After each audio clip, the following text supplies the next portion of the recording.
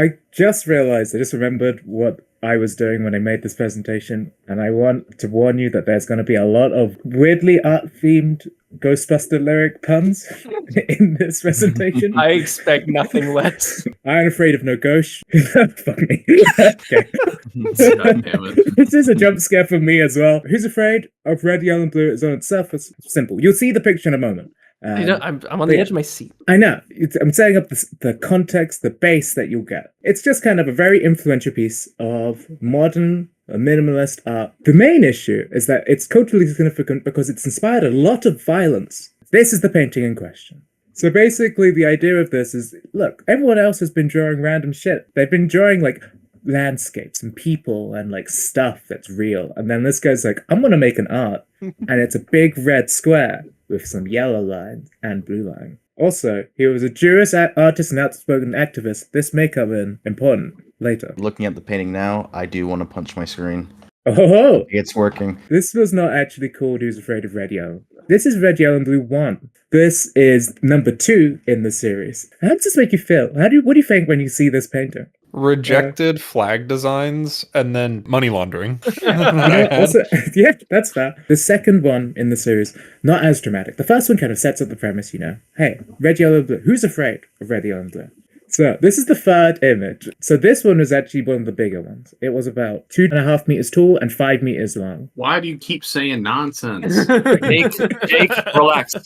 Jake, it's okay. It's 60% of a first down by 30% of a first down. It's groundbreaking for it being a landscape painting, but like we're missing out on the yellow. Like we're getting even less yellow now. I know, you get less yellow. That's a lot less. So this is the second victim. So wait, he didn't just name them the same thing with different numbers at the end? Yeah, the third painting is the second victim. The fourth painting is the first victim. That makes me more annoyed than anything else. See, this is why it's art. It elicits an emotional reaction. This is exactly what he was playing into. That's why it's deep. So this is some of the evidence of the crime. Big scars. Whom's to have done this? We'll get into the specifics in a bit, but there's a lot of reasons why this may happen. I'm going to set a little bit of context again. So people getting used to lots of things, if you imagine the time.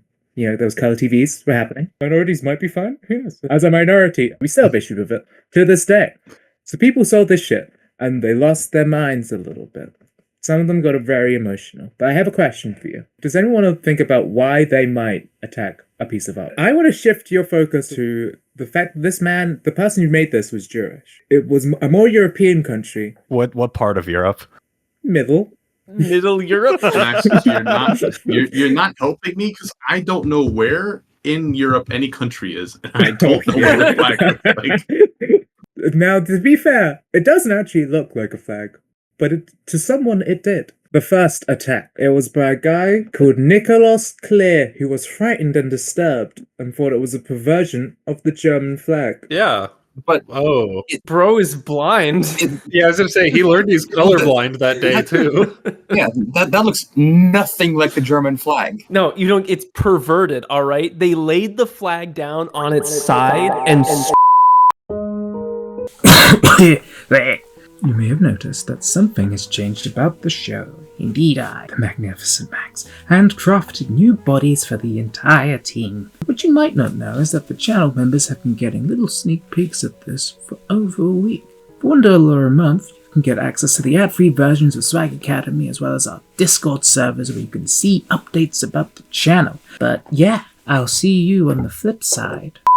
It was hit several times with a security barrier in a very rough manner, and then it had lots of pictures glued to it, including a caricature of Margaret Thatcher. Now that feels based to me for some reason, but I don't know what the fuck that implies. This was 1982, so also the main artist, I think, either just after or just before this, died. So he didn't even get to see any of these attacks. People just felt like, this makes me so fucking mad. I was going to say, as an artist, is this like the ultimate like vindication for you? Is like, people told me that I couldn't inspire emotions with my artwork. Someone took a goddamn security barricade to my painting because they hated it so much. Yeah, and then they glued Margaret Thatcher's face to it for some reason. Let's go on to the second attack. Why attack this piece of work? All right, so someone's going to the fucking craft store or whatever, right? And they're like, man, I gotta get my kids like art project done. They need to paint like the sun or something, right? They're like, man, I need red paint. This asshole came in and bought all of the red paint before they were able to get their child's project done. And since that day, he's like, I swear to God, this guy, I know he's an artist. If he ever gets anything published in a major gallery, I'm going to be the first person in line to stab it. Now, buying basically child grade paint may come back. Are you fucking predicting this all? Gerard Jan van Bladeren. He comes in, creates a series of splashes along the painting. He was sentenced to 5 months in prison and showed no remorse ever about doing this attack.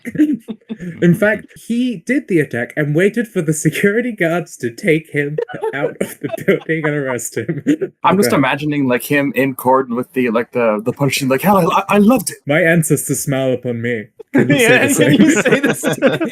So, 1991, after the attack, an artist named Gold Raya, which sounds like a Bond film, sets to restoring the work.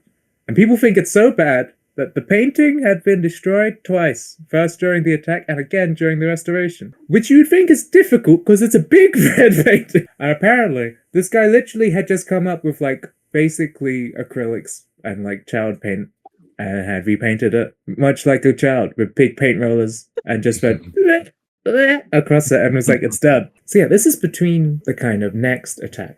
Why attack this piece of work again What? in 1997? Yeah! Stop! He's already dead! This attack, specifically, is bizarre in its mundanity and also ineptitude. Jan Van Van.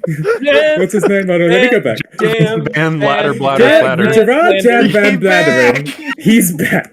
This guy, he comes back. This motherfucker, he's in prison, and then afterwards, he hears it's been restored, and he calls the museum boss and says he isn't happy, and he will be back. Hey, before you start, this guy sent out a bomb thread. He did it before, but Yeah. It's like John Wick. It's like, oh shit, he's coming for us. He's coming back. Yeah, somehow Gerard Jan Van Bladeren has returned. So he just walks back in. The man's holding a knife. I'm an art security guard. There's no way I'm getting in this guy's way. I know that he's just gonna cut up the painting and then drop the knife and put his hands over his head, Seven style. Like someone's gonna arrest him. But when he comes back, he can't find the fucking painting he was looking for. what? He came in for one reason, and he just could not find it. He was like, this building, man, I don't understand this layout. It's like a dang spaceship up in here. So instead of that, he finds just another painting in the building that had just happened to be there, and attacks that instead. So this one has more legs as being a hate crime, because the painting itself, it was made to commemorate the Holocaust. Do you want to guess what it looks like? Is it going to be 3 colors? You want to pump those numbers way down. Oh, It's fuck. that. And so, yeah, this is what it looks like after the attack. Oh, I like this one more. There's at least texture to the blue. Come on, guy. And also, one of the wildest thing was, he wasn't happy with the restoration. And from everything I've kind of read and kind of researched about this, it made it sound like he thought that the painting had been besmirched by this restoration. He was defending this painting's honor because the restoration was so bad. After fighting it in combat, he developed a respect. He again expressed no remorse and waited for security to remove him. You are exactly correct. So now you know and can answer. Who's afraid of red, yellow, and blue? Mr. Van Bland, Bland, Bland, Bland, Goddamn Jan Van Blanderen. the Madonna? What if it's me looking down on me? The world above must also be. This could go on forever.